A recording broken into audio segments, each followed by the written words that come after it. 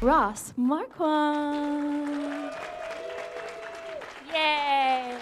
Welcome. Good to see you. Well, it was like only like 5 seconds backstage. We were dancing to that music. It was great. It was great. How is everybody? That was so bright. I know. So bright. Yeah. Is there anyone out there? I can't see. Yeah, it is toasty. Yeah. Yeah. What's going on? Oklahoma City, home of the Sooners. Yes. Oh, shots fired. And then tornadoes, of course. Last time did a con in Tulsa, and it was, I think I mentioned, like rainstorm mixed with tornado that literally, you were there? Yeah, that was the most terrifying storm I think I've ever seen in my life. Really? It was crazy. Allegedly, there was a storm warning here. That's what It Today? still is? Hell yeah. Oh, let's go. Let's just like stay here for the next few days. Let's camp out. Let's have a slumber party. Paint each other's nails. Do each other's hair. I Come think on. we should recreate Twister. We should get one of the cars and go chase yeah. it, throw the silver balls in the sky. Do you want to be Helen Hunt or can I? I think you should be. I'll be Helen Hunt. You'll be Bill Paxton. Yes, correct. Or you can be Carrie Elwes. Yes. Or how do you say his name? Carrie Elwes. Yeah. How do you say his last name? Elwes. Elwes. The guy I from met him. Saw. How And was Princess it? Bride. Elwes. Okay, there you go. Elwes. Dixie knows. That must have been a hard preschool life for that guy. It's Carrie Elwes. Well, have you been to Oklahoma City before? I think so, but I can't remember if I have. Are you enjoying it? I'm so loving far? it. Loving Yeah? it. Yeah, my mom's cousin's family lives out here actually. Oh. And I think they're still here. Oh. The Rollinsons, are you guys here? No? Okay. Anyone? all right. Anyone? No? Please? Okay. No? Okay. Ugh, right, yeah. well, I hope we can come back for many other years Me because too. I feel like the crowd here has been so lovely. It's been fantastic. Yes. And I've done a bunch of shows in Tulsa too, and those are, I know it's like an hour and a half away, right? Oh, I didn't know it was Yeah, that yeah. close. Yeah, yeah. So yeah. Oh, yeah. that's awesome. Hell yeah. Midwest guy. Oh yeah. Biggest fan. Big fan. Big fan. Yeah. Speaking of biggest fans, Yes. I heard that before you got your most recent role, you were a very big X-Men fan. Yeah. So Yeah. getting the role of the Professor X, how did you feel when you got that call and got that role? Oof. I mean, who, by the way, is everyone watching X-Men '97? How many people? Yeah. If you haven't, my friends have heard me say this a million times. Like I've been going nuts for this show for the last couple months. I think it's one of the best shows on TV, and I'm not just saying that because they pay me to work on it. Like, it's so good. Yeah. They did such a great job with the animation, the writing, the way the stories are told too. It feels so much more adult and complex than it ever did. It feels like the comics brought to life. You know. Yeah. I loved it. I mean, like that show was the reason why I became an actor. Literally, like I watched the first X-Men from '92 to '97. And Wolverine was a character that I definitely connected with because I got picked on a bunch. I was tall, gangly, glasses, terrible acne and braces, and I got picked on relentlessly. And I was in theater too, so imagine all of that mixed together. And Boy Scouts. So once a month, the first Friday of every month, I had to go with all my other Boy Scout friends to school wearing the Boy Scout uniform. But you know While how to you're tie in- knots. For sure, and that's a good thing, but like, there is nothing more terrifying than going to high school when you're already got your hormones swirling around and you're like trying to be cool and you're wearing the most horrible khaki pants with like olive green shirt. You're just like, oh my gosh, it was a terrible color combination. And I got picked on a lot. So Wolverine was this savage character that just didn't fit in anywhere, and he felt like he was constantly isolated from everybody and everything. And there was an episode that I hope you guys remember, but there was one where he went up to like an Inuit tribe up at north near Alaska, and he's just trying to like have some R&R and like clear Just his relax. head. Exactly. And He of course just needs to relax. yeah, and of course Sabretooth follows him there, and it's a whole kerfuffle, and he's like, I can't find peace even here. And as a 12-year-old, 13-year-old boy, I was like, I get it. I get what he's Yeah. going through. And I felt like if I could convey that kind of emotion and that kind of complexity one day as an actor, that's what I wanted to do. I credit this show with literally my path towards acting. It's crazy. That's so awesome. So you were obviously a big fan Big beforehand. fan. Too much of a fan. Yeah, yeah. I had to watch like a supercut, right? Oh, okay. Because I didn't until this one came out, and Gotcha. I was super excited about it because of all my friends. But I didn't realize that Professor X was technically dead at the end of the show. They made him seem dead. Yeah. So when you auditioned for it, did they tell you who you were auditioning for, or were you shocked that you got him? Yeah, I mean, Okay. they got a general sense because they were like, they told us what the project was eventually, and because I've worked on so many Marvel things where they're just, you know, shrouded in secrecy. So secret. Secret names and everything, Yeah. and certainly secret character names. But once I read the description of like 50 to 60, you know, Bald. Yeah, I was like, I think I know who this might be. But I auditioned for Magneto too. Oh, that's awesome. And I felt very good about both auditions, but they were like, we liked you for this, but we really want to dial in your Xavier, and I was like, great. I mean, you could literally have me playing a trash can in this show, I'd be happy, you know. So like to get to play Professor X and now Apocalypse in season 2, I'm like. I'm convinced one day you could have a show with just you in it, voicing every character, because That'd you be have cool. so many voices. Thank you. I stay home a lot. I talk to myself all the time. You're in the mirror. I do. Yeah. So That is so cool. not afraid to admit that. Yeah. You also had like the cool moment in X-Men '97 where it's like basically the Avengers Endgame, where it's like Avengers Assemble, but To like me, the X-Men. my X-Men. Yeah. There it is. Like. There it is. There's something so cool about like conjuring the team with your brain. Like Yeah. that's just sort of like, come here, I need you now. It's like, You're that's such as a an cool- actor, you're like, I wish I could do that with my agent. Yeah, exactly. I need you. I need you, please, Gene. The funny thing is, when I was first doing the voice, every time I had to get into the character, I had to go Gene or Scott, because like something about those two names from the original series, that was like the lead-in for me as a kid. I was like, he really says that so specifically, and that's where it came from. Yeah. I feel like a lot of actors do have specific words that they say to get into character with certain things. Absolutely. Are there any ones that you have that are like funny for certain ones, or that might be a tough question? Yeah, I think for Red Skull, I always have to do, because there's this line from the first Avenger that Hugo Weaving did, and I love that he did such a fantastic job in that. And he's talking to Captain America. They're on the gangway with Bucky, and they're kind of had this little skirmish, and they're going away from each other. And he goes, "Captain, there are no flags in the future. I have seen the future. There are no flags." And for whatever reason, that just stuck with me. Do you say it every time you see a flag? Yeah, it's No, like, there are no would. flags, Captain. No Yes. flags. Yeah, I should do that every time I see a flag. Now you will. There are no flags. Not in this Yeah. future. Oh, shit. What a weird cross to die on. Yeah. Well, by the way, everyone, if you have any questions, please feel free to go ahead and line up. We'll wait for people to line up and go ahead and take some audience questions, too. I feel like you have the most Marvel credits I've seen out of anybody. Yeah, so They just many. did an article about that said Really? which I was like, oh damn, I didn't realize. I thought there were people who'd done more, but I guess. I mean, Josh Brolin is high. I feel like he's done everything, Josh, but yeah, yeah. you have quite a bit. You have because I've Red Skull, Ultron, Doctor Doom, Apocalypse, Xavier. like multiple versions of Ultron. True. Yeah. And it's some other one too, but I can't remember. Is there one that you would really want to do? Like, Well, wanna do? I mean, Omega Red was Moon Knight was my white. I was like, I would kill to be Moon Knight, and I told my team for years, I was like, if they ever do a Moon Knight movie or TV show, please let me know. Yeah. And Darn you, Oscar. Oscar, he's so good. He's so handsome. That guy is so handsome. And you know he used to play in a ska band? Did you know this? What? Really? Did he play the trumpet? No, he plays guitar and he sings too. But there's videos going around on Instagram, as if he wasn't lovable enough. This dude played in several ska and punk bands in the late '90s, early 2000s, and you see him like jumping around. They're all dancing and skanking, you know, like we used to do. Who used to go to ska? Okay. Less Than Jake. Oh, I'm dating myself. Oh, Love the Less Than Jake show. Less He's Than okay. Jake. Holy crap! I haven't heard that name in a long time. Wow. Yeah, would go to festivals to see them. There was a. Were they good? Yeah. Nice. Sum 41. You ever watch Yes. them? Sum 41. Less Yes. than Jake. Did you guys ever remember a band called Skank and Pickle? I'm not making that up. Does no one know what I'm talking about? Oh, no one knows what I'm talking about. I like to think that Professor X sits in his room listening to Skank and Pickle. Yeah. Throwing elbows. Yeah. Yes. That was like middle school. So middle school was swing dancing and ska.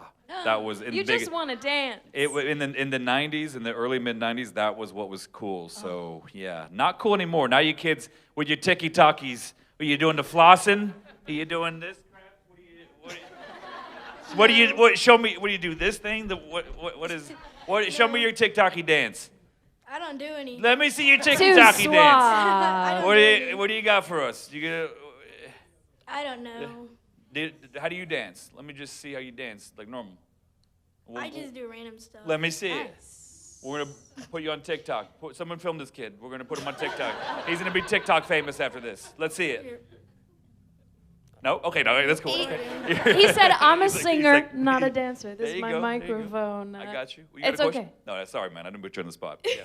Go ahead and introduce yourself. Yeah, What's yeah. your question? So my name is Chevy. Do y'all know like the truck? That is a cool name. Great name. Hell yeah. That is a really cool name. My question for today is, what is your favorite scene you acted as for Aaron in The Walking Dead? Ooh, that's a great question. You seen the whole thing? Yes. Okay. There's a scene in season 11. I think my favorite episode overall was the Russian roulette episode I did with Father Gabriel. We stumble upon this guy in the shed, or in his warehouse, and he's got a boar tied up in there, and we have to play Russian roulette. That was one of the most interesting acting exercises I've ever done on the show. That was a blast to film. And Robert Patrick, who was the villain of that episode, he was also the T-1000 in Terminator 2 and a million other things. And I was so worried about working with him because he plays these really dark, intense characters all the time, and I thought he might be a little intimidating. He couldn't have been nicer, and he was cracking us up with his jokes the whole time. He was so fun. I feel like it always works that way. Yeah. Like the most intimidating people are the nicest. 100%. Have you met him before? I have not. No. I just saw him a few weeks ago overseas, and he's just the loveliest guy. So if you get a chance, meet Robert Patrick. He's great. Yeah.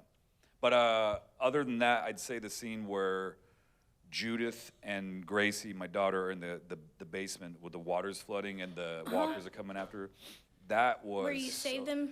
Yeah, that was such a blast to shoot because they were originally going to use my real basement of my real house in the show, and then they realized the water damage would essentially make the house useless. So they had to build a whole fake basement that was like waterproof and all the Basement crew. pool. Yeah, I mean, but the crew was in there nonstop for several hours. They didn't go on bathroom breaks, so it was just like. Where is it? No. Oh, I'm swimming around in that. Nice. So like.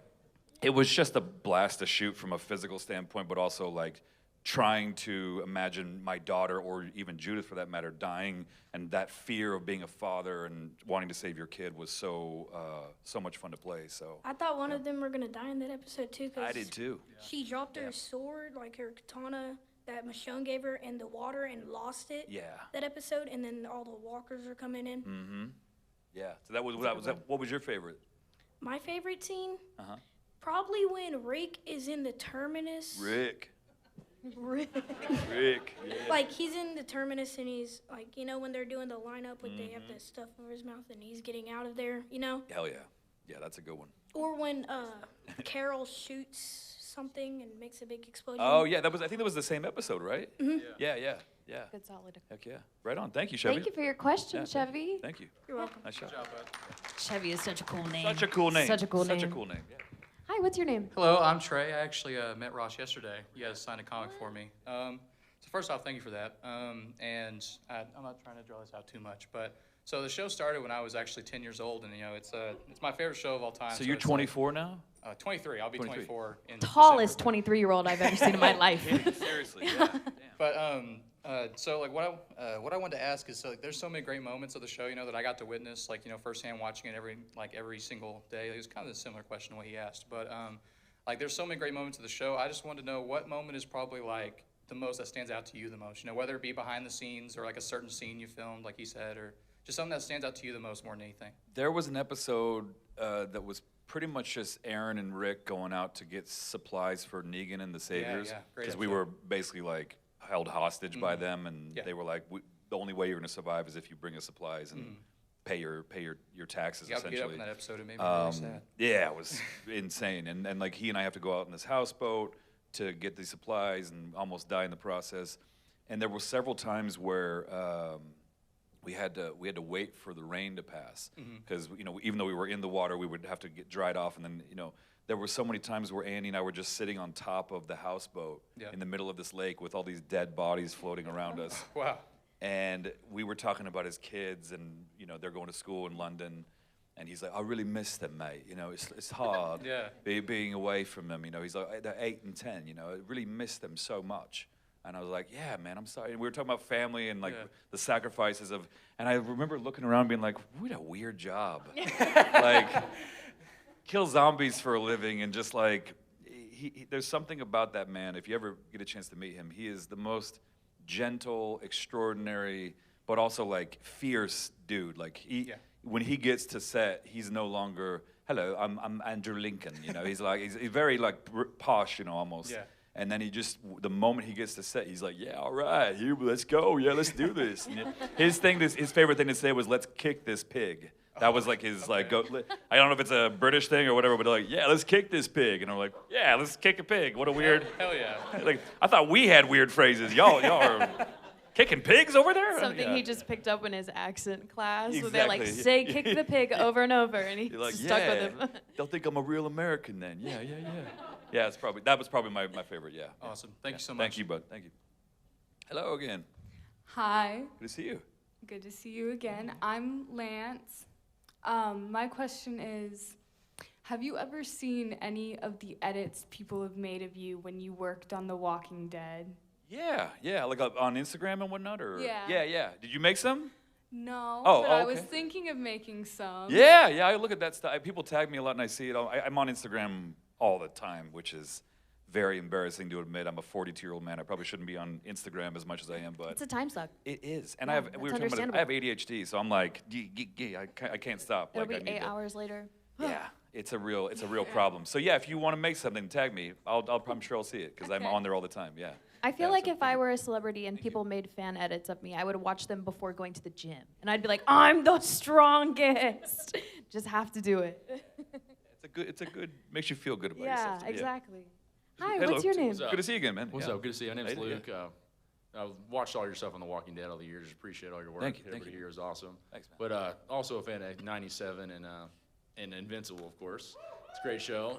Between all the characters you played on Invincible, like Immortal or Robot or Professor X or Apocalypse, what's like your favorite voice acting role or like the most challenging? Oh, across all of them? Yeah, across all of them. Oof. I saw you're on Family Guy too. I'm a big Family. Who'd you play on Family Guy? I played a few. Sorry for 2 questions. No, it's okay. On Family Guy, I've played about 30 different people, but it's mostly like whenever they're trying to get like a celebrity for a joke and they can't get the celebrity Gotcha. because, like, Brad Pitt's not gonna do. Gotcha. So I've done Brad Pitt, Harrison Ford, Johnny Depp, John Malkovich, Donald Trump, George W. Bush, Jesse Eisenberg of all people, Nice. I played Garth Brooks one time, which is like. Yeehaw. Yeah, I was like, I don't do Garth, but I could try, But yeah, man. but I don't think they've aired the Donald Trump one yet, but that was a lot of fun to do because Oh, yeah, like man. seeing Donald in the world of Family Guy So you just still made currently do stuff with Family yeah, Guy? occasionally, yeah. Nice. But most of the time I'm just working mostly on the X-Men and Invincible. But Awesome, man. every so often I'll come back and do that. But like the Donald Trump was so wild. I don't remember the premise exactly, but it was definitely like.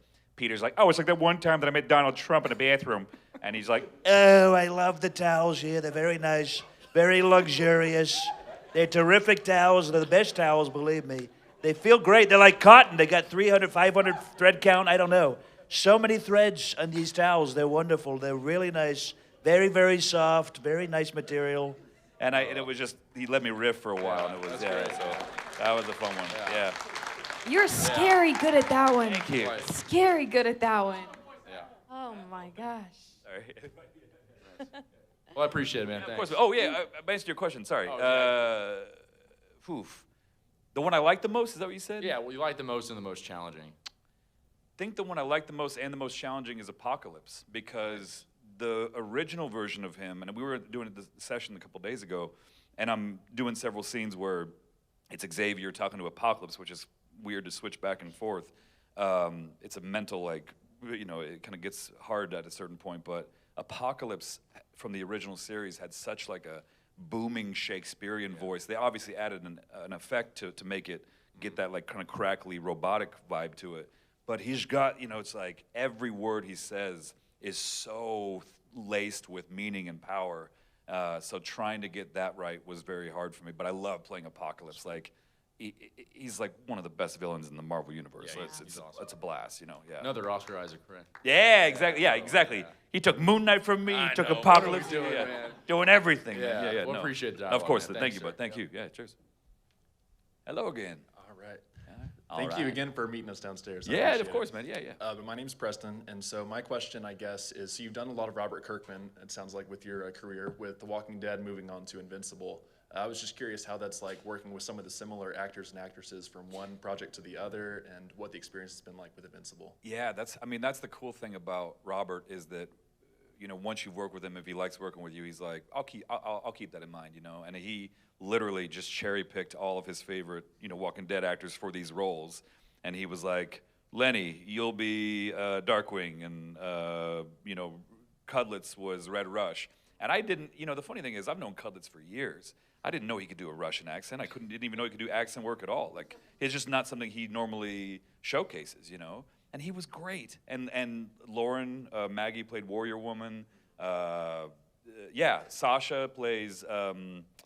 Oh gosh, she gets killed. Was it Green? What? Green Ghost. Thank you. Tyrese plays Martian Man. Like every single. Steven Yeun. Yes, well, Steven Yeun obviously plays Invincible. Like, I mean, he laid it with so many Walking Dead actors, and he's just wonderful to work with. I just talked to him last week, and he's arguably one of the easiest collaborators I've ever worked with, and just such a nice, down-to-earth guy. And he is the stuff that comes out of his brain. You're like, how are you this nice? But you're so crazy. Like, the stuff that comes out of his head, you're like, my God, are you okay? Have you gone to therapy? Like, His therapist makes a lot of money. a lot of money. Yeah. So I would say, yeah, that's Kirkman. Yeah. So Appreciate it. Thank you. thank you, bud. Yeah. How you doing? Hi again. See you again. I'm Kirik, like Lyric. I wanted to know what you would want The Walking Dead to end up, or how you would think, like what you'd want Aaron to end up being. Ooh, that's a great question. Wow. So like overall, where I Yeah, want the just show to go? overall.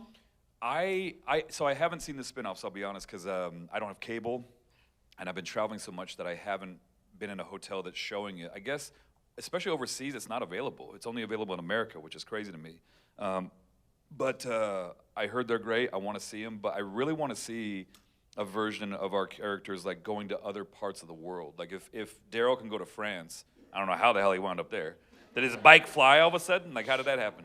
I haven't been told how that works, but to go down to landlocked either Canada or Mexico into South America, I've spent a lot of time in South America, and I love it down there. So I think seeing a version of the show where a bunch of our heroes, for whatever reason, they feel compelled to get out of America proper and make their way down south, that would be a really cool show. I would watch the hell out of that. Like if they wound up in like an Incan ruin, you know? Yeah. It'd be cool as hell. And they're like fighting with like Incan weapons and stuff. Like, That would be that'd really cool. Yeah. Yeah. What's stopping them? They have nothing but time. Exactly. Yeah. And obviously people are still watching the spin-offs. It's like Yes. there's a hunger for it. I feel like Walking Dead is gonna be like the next Star Trek. And it kind of already is, you know? Yeah. Like where they can make various iterations of the show for 60 years to come. Maybe 70, who knows? So I think as long as people are still watching this stuff, we can do all kinds of different stories. So yeah. Especially because it's so timeless. Yeah, exactly. Well, yeah, and because everything is frozen in time once the apocalypse starts, right? So there's some things that they've gone back in time with, like the mace arm is like a very medieval weapon, you know? There's some things with the solar panels in Alexandria that are still very modern, but like it's this marrying of what's right from the old world and what's right from the new world, and kind of just saying, let's just go with that. Whatever gives us the best chance for survival, you know? Yeah. Thank you. Thank you. Thank you. They left your characters intentionally open-ended, I would say, too. Yeah. Just in case. They didn't kill us. They So didn't kill a lot of fingers us. Yeah. crossed, Yeah. No, we it's great. see Thank some you. more of that. Yeah, I Yeah. hope so. Your guess is as good as mine, though, honestly, yeah. You guys should just, like, write fan fiction about what you want to see the show to do. Like, whatever you're thinking. Aliens, we could have aliens. We always talked about having a musical episode, which I think would be so much fun. Like, we actually came this close to doing a musical episode the last season. We were very close to doing it, which I was like, why don't we, you know? We got half of the cast, not me, but half of the cast are phenomenal singers. Like Father Gabriel, the pipes on that man, good God. Princess, also an amazing singer. A lot of great singers on that show. So yeah, musical. Write them and say you want to see a musical Walking Dead. Send all your letters, comments. Exactly. They'll make it Make it- happen. See the zombies like doing the Thriller dance or something? Would be perfect. Hi, my name is Caden, and my question for the day is: remember in The Walking Dead with that metal arm, that metal mace? Sure. Did it hurt to wear it? Yeah. The first couple versions of it, especially because we didn't figure out, probably because I wasn't communicating this to the props department, I was just like powering through it, but they didn't have a sock for the first couple times I wore it. So and they have to screw it into your, in place. So screws here, here, and here, and then all throughout the hand. So once the screw goes through where it's supposed to go, it was just digging into my flesh. And every time I'd be like, okay, I think it's tight, I think it's good, just good. And there'd just be screws just poking into my arm for those first few years. And then at a certain point I was like, hey, I don't mean to be one of those annoying actors that's like, I'm hurting, but I was like, but you're drawing blood every time you do that. Can we just get a, and they're like, oh yeah, we'll get you a sock, dude. Why didn't you tell us earlier? I was like, I don't know, I'm an idiot.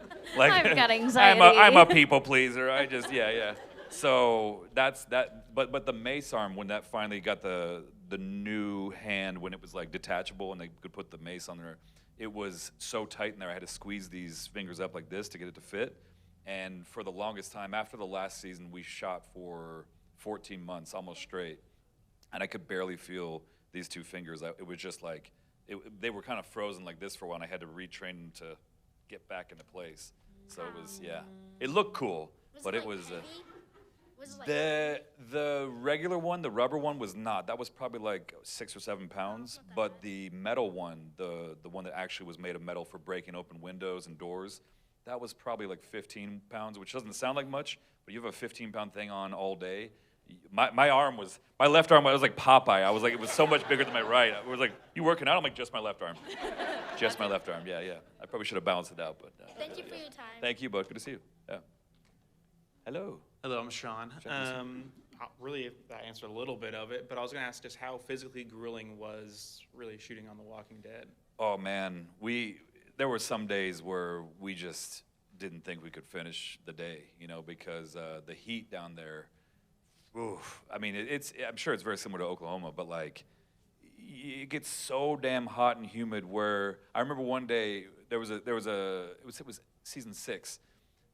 The wolves, that tribe called the Wolves, had broken into Alexandria, and we found out that one of them got hold of my backpacks and found the photos, and that's how they found out about it or whatever. And I'm in the street, and there's no trees around or anything. It's in the middle of Alexandria, and we're all seeing how this all happened. What was the cause of this? And everyone's like, it's Rick. And Rick's like, I didn't do this. It's not my fault, And then I'm like, guys, stop yelling at Rick. It's my fault. They found my photos, and I don't know how they found Alexandria from the photos, because it's not like there's Google Maps. They can't be like, oh yeah, we know where this is.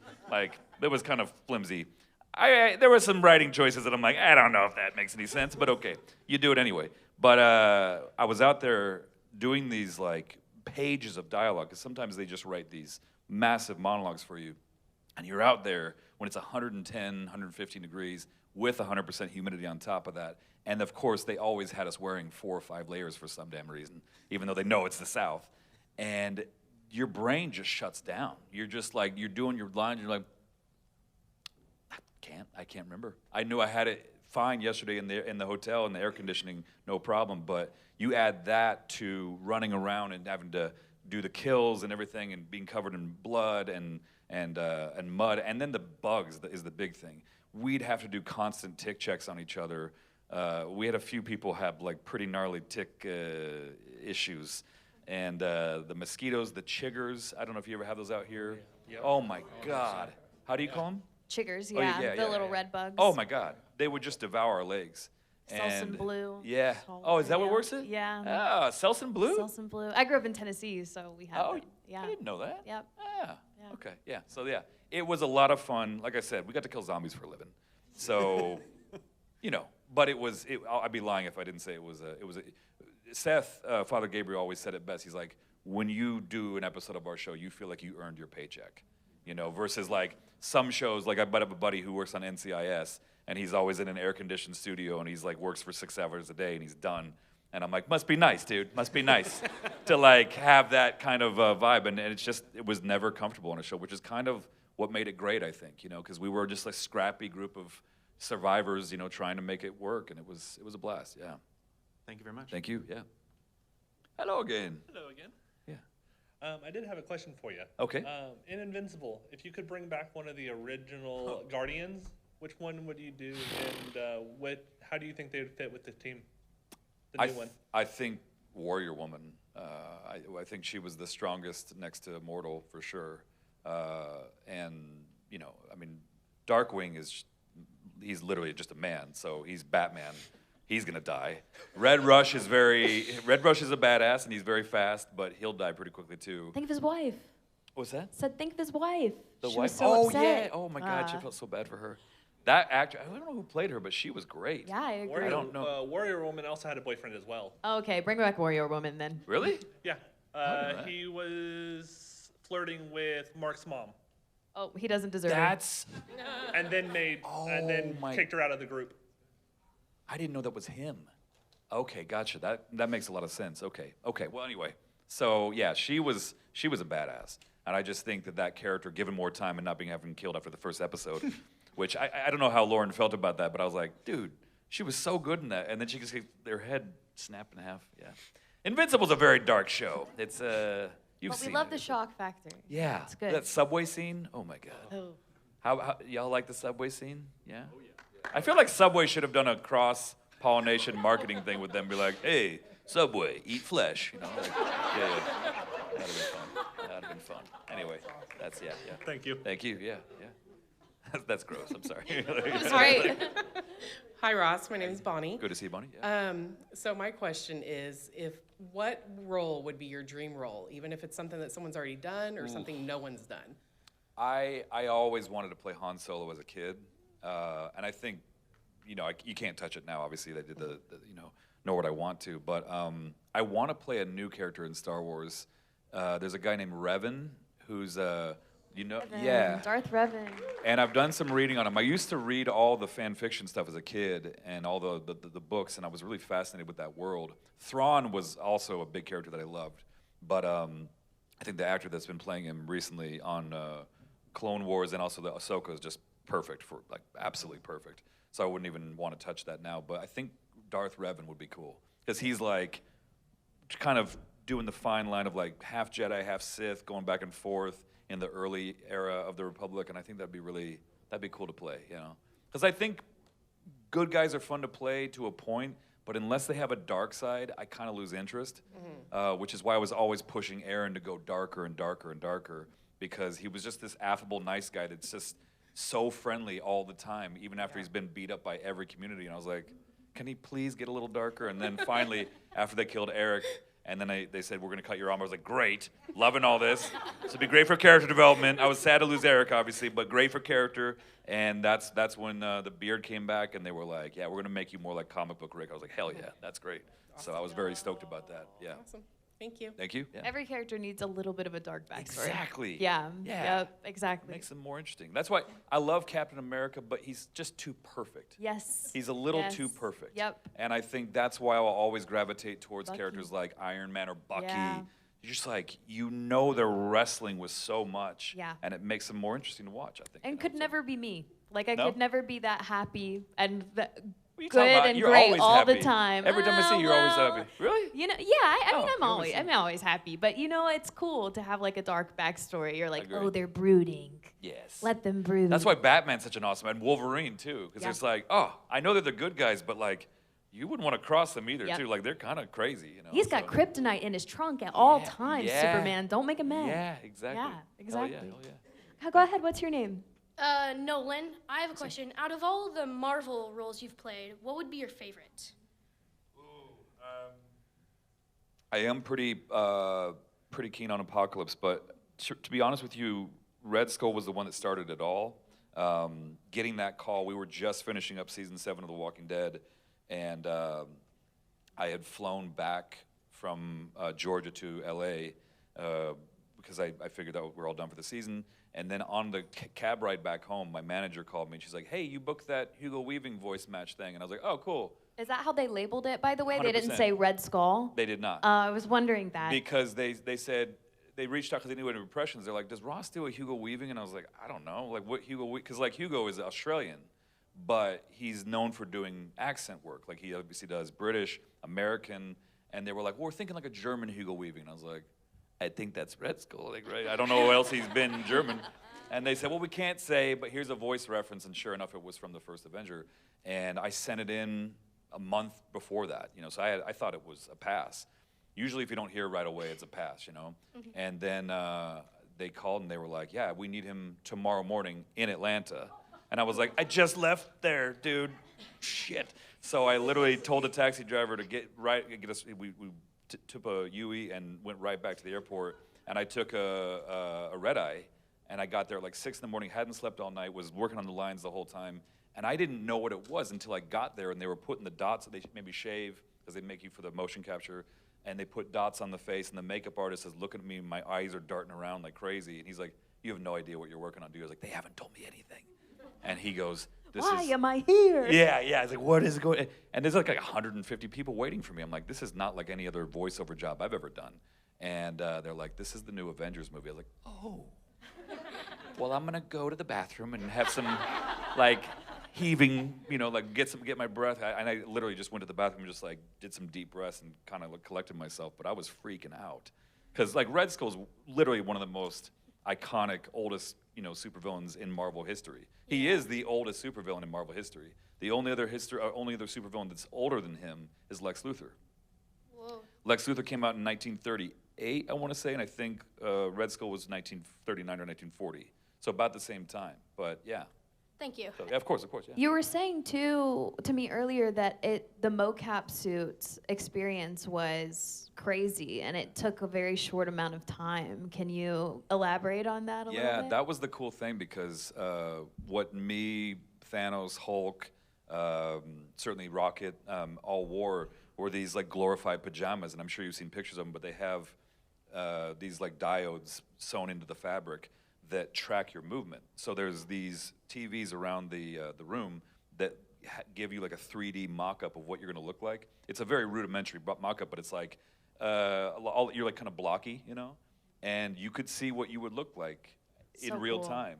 And obviously they render on top of that, layers and layers of rendering.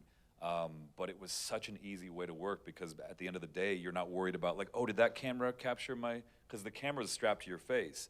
And all the data is collected from your costume, so you don't have to worry about making sure that this camera caught you or whatever. It's all on you.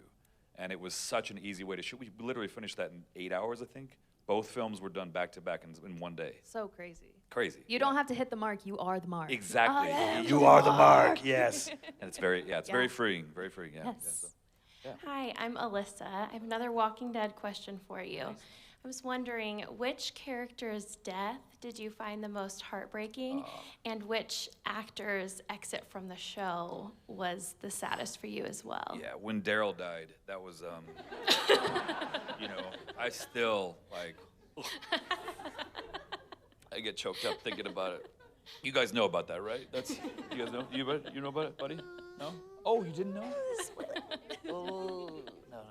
No, I always joke that like he will never die. He'll die when he decides he wants to die. But I think the death that messed me up the most was the dual death of Glenn and Abraham. Yeah. Like that was just like there was something so messed up about those deaths, and they were so visceral. Like seeing Cudlett's head canoed in, and then seeing Steven's eyeball like literally dangling out of his eye socket. And the funny thing, I've said this many times, but like, we were like talking in between takes after he got his head smashed in, and his eyeball is bouncing around, and I'm like, what are you doing next after this? He's like, oh, I'm gonna work on Voltron for a little bit, and his eyeball, like those paddle ball, you know, things with the, and I was like, well, you gotta stop moving or I'm gonna throw up, dude. Like, this is disgusting. Like, you couldn't believe how real it looked, you know? Like, that's the great thing about our show, is that Greg Nicotero and his team of K&B, they're the best makeup artists in the business. Yeah. So if they want to make someone's head look like it's falling apart, they can do that.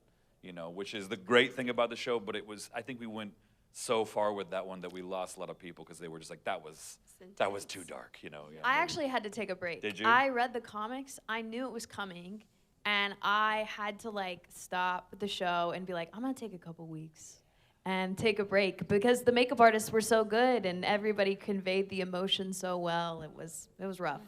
Yeah. Luckily, you didn't have to go through that. You're ready for the spin-offs. I guess so. Yeah, yeah. Well, and I get it. Put me in, coach. Yeah, I'd love to, but they haven't told me anything. But I think the second part of your question, when Sasha died. Oh. Sorry if that's Yes. a spoiler for anybody. That was like 7 years ago, but just because Sonequa, I don't know if y'all have met Sonequa, but like just the nicest, most wonderful woman I think I've had the pleasure of working with over the years. And she was obviously my first, well, she and Maggie were the first actors I worked with because I came out of the woods and I'm like, hey, I'm Aaron. And was like, I don't trust this J. Crew son of a bitch. Why does he look all clean cut, you know? But like, they were the first people I met, and just to this day, every time I see her, she's just like the nicest, most kind person. So when she died, I was really pissed off. Yeah, thank you. Thank you. Yeah. Very Anybody else? wholesome. Yeah. Yeah. Anyone else? Anyone else? Yeah. We got Loki over here. Yes. Take a stand, please. Stand up. Yes. Oh, lovely. Yes. Now kneel. Glorious purpose. Yes. Lovely. Yes. Yes. Any other cosplays in here? Anybody got good cosplays? No? Oh, Spider-Man. Spider-Man, Another nice. Marvel. Heck yeah, very nice. I will say, right before I came on stage, I saw that X-Men 97 is doing an Airbnb. Have you seen that? Oh my God. Are you gonna try and go? You know what's crazy? My friend Brandon over at comicbook.com, he's the one that kind of told me about it, and he got to be invited with a bunch of X-Men influencers, and I told him to tell them, I was like, hey, me and the cast want to go do this. Yeah. And when Airbnb heard that, they were like, really? They want to come? I'm like, why wouldn't we want to come? I want to be It's the like danger literally room. a live action Xavier Mansion. Like, of course we want to go to that. But they were like, oh, I can't believe they want to come and check this out. Like, yeah. Well, if you So- go, you have to post about it. I 'cause will. It looks of course. really, It looks really, awesome, really right? cool. Which room would you choose? I want to be in the danger room. You wanna I st- like the spinning thing they have on the wall. Is there a bed in there too? There's not a bed. Oh, I think the only bed they have in there is Beast's room. I'm Oh. pretty, or in Jubilee's. There's only two. Oh. Yeah, because it's like they Oh, made it's it like more a of an facade. installation. Yes. Oh, okay. But Okay, it's gotcha. I think it's a 2-bedroom situation, Gotcha. and it's not really a mansion. That's not a mansion. But I'm just gonna say definition they of said mansion. we have a budget for 2 X-Men. I think a mansion is technically what, 4 or 5 bedrooms or more, right? I think they do have other rooms. It's Lies. just no beds. That's a lie. It's They not a have real mansion. kitchen. It's very sad. This is the inflation for you. Sleepy Joe Biden is ruining this country. He's making you believe that this mansion is not a real. It's not real. It's a fake mansion. It's not real. Believe me, okay? A McMansion is not a real mansion. I have many. I have in Florida, in New York. I have all over the country. I used to collect homes made by Frank Lloyd Wright. I'm that rich. I'm a very rich man. Believe me. Believe me. I've got so many homes. You gotta love them. But do they have danger rooms? They've Donald? got, believe me, but they're used for other things. Believe me, danger room, okay? God. Heyo. I don't know where I was going with that, but Donald. Okay, well, you either have to bring me or you have to send many pictures if you go to that thing, because it looks sick. Yeah. Well, what can we expect of you coming up? What you can talk about. Yeah, the thing I'm most, well, not most, one of the things I'm most excited about, I definitely can't talk about that. But You could. I could, but then I get killed because there's assassins from Yes, Disney yes, and yes, Marvel everywhere. They're always waiting for you to say something. Mickey Mouse with a sniper rifle. Like, oh boy! Another headshot. Ha ha. Yeah. God, I'm gonna get in trouble for that one. I probably. But no, they're gonna be like, yeah, it's great. We're going in a darker direction with Disney now. It's perfect. Can you imagine Mickey as like an assassin, like a cold-hearted assassin? Like, Yeah. Oh, that'll be $500,000. He would do it. I killed the president of Bolivia. He would do it. yeah. Anyway, I don't know why I said Bolivia, but so the project I can't talk about is very exciting, but the things I can talk about, obviously we're doing X-Men 97 season 2. We're almost done recording it entirely, and then we give it to the animators, and it takes them a time to obviously, because the team that they've got is just crushing it. Yeah. They're really crushing it. But I honestly don't. I know we all want to see it come out next week, but like I think it's better if we wait to make sure all the elements are there to make it perfect, because season 1 was flawless in my opinion. And thank you. And it's just like it's been so good to see, and I think like if we give them enough time, we'll keep making great content. Yes. You know. But Invincible season 3, we're almost wrapped on that, and that's going to be coming out probably. I don't want to speak for, because Robert would be like, don't tell people anything because we don't know. But I have a feeling it's probably going to be early next year. I would imagine. Yeah. I'm looking hopefully. forward to it. Fingers Well, crossed. thank you so much for Thank you for having me. joining Yeah, thank you for us. Everybody give Ross one big round of applause.